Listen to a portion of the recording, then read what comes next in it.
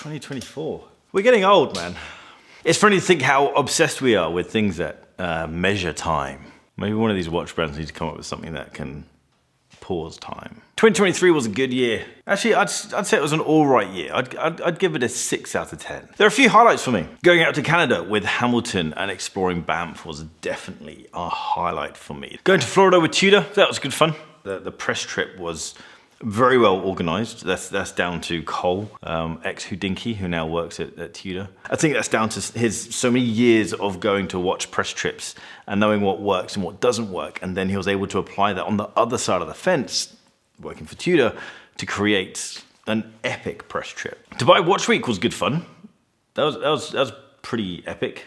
Interesting. About Effing Time was an absolute blast. There's some really cool stuff with that. It's on pause at the moment, About Effing Time. The content's still up. The podcast is still up. It's just on pause for the moment. We did a whole episode. We actually did a party that was secretly a pause party. It's not quite a farewell party, but it was just a bit of a celebration of the stuff that we'd done. One of the challenges of 2023 was the lack of content. I've got so many videos in, I say this pretty much every year, I've got so many videos in hard drives that I'm just not able to edit, or I'll get halfway through editing and then the time's gone. And so my big goal for this year, and it kind of leads me on to what I want to do this year, and that is just build this channel. Not necessarily audience-wise, I'm quite happy with where the audience is. Yes, it could be bigger, and there are much bigger watch channels, but that's not where my focus is.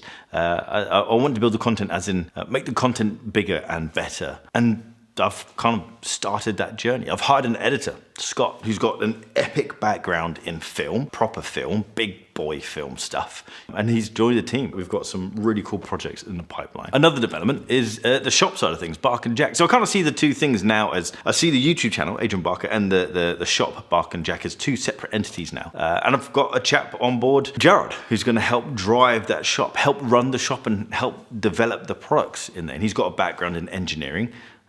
Aircraft engine engineering. So I think working on watch straps is, I think he can do that. I was dead against building the company in this way. I really didn't enjoy my corporate days of having a 9-to-5 and having a boss. And so despite so many people advising me to hire people to help me out, I was just against the idea. And it wasn't until talking to Nico and actually pushing back on Nico, suggesting that I get a team and telling him, I don't want a team because I don't want a corporate job. I don't want to build a corporate company. And it's like, you don't then. You don't have to build a corporate company. You hire people that you like. You hire people that have the same vision as you and the same attitude as you. And so I did.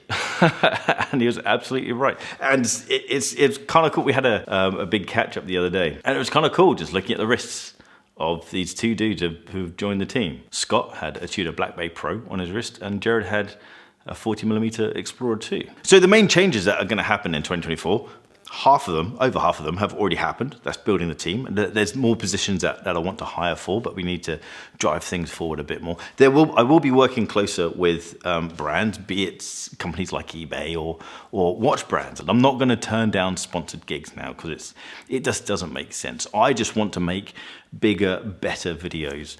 And that just requires money. Anyway, guys, I just wanted to catch up and say hi.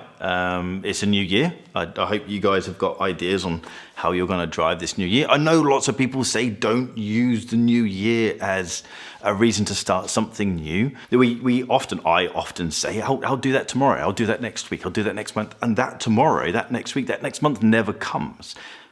But that's what I like about New Year is it's that little bookmark. It's a chapter closing and the next chapter happening. That is now. That's what this is all about. And so I quite like New Year's.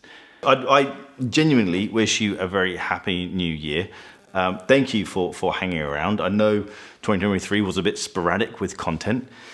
That's why I've hired more people, because running two businesses that are connected but don't operate in the same space is very tricky, and that's why I need someone to help run the shop. That's why I need someone to help edit the videos. So there's going to be so much more content. There's new formats of content that's going to come out. It'd be really good to have your feedback on whether this works or not, whether you want more of it or less of it. Actually, let's hear in the comments what you want more of or less of. That I have a vision of what I want the channel to be, and there's going to be a lot more content and different formats of content. I'd be be really cool to see what you guys think of it all. So that's it. Here's to 2024. Thanks for watching. I look forward to sharing some cool videos with you. I'll see you very soon.